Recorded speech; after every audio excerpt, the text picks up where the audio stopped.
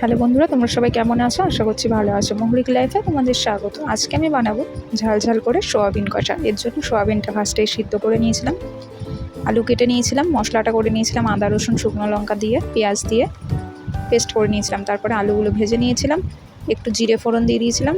আর দেখো এখানে কি হয়েছিল, পেঁয়াজটা দেওয়ার সাথে সাথেই না কড়াইটার মধ্যে কেমন আগুন ধরে গেছিলো, তেলটা এতটা গরম হয়ে গেছিলো।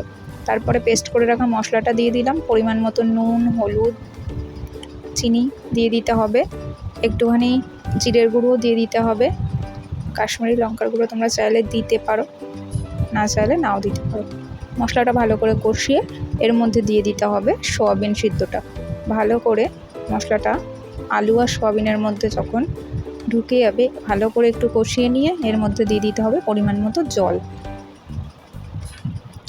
একটু গরম মশলা নামানোর আগে দিয়ে দেবে, তাহলেই রেডি হয়ে যাবে চটপট সোয়াবিনের ঝাল ঝাল কষা। তো আজকের ভিডিওটা তোমাদের কেমন লাগলো সেটা জানিও। যদি ভালো লেগে থাকে তাহলে লাইক, কমেন্ট, শেয়ার করো। আর এরকম নতুন নতুন ভিডিও পেতে চ্যানেলটাকে সাবস্ক্রাইব করে আমার সাথে থেকো। বাই।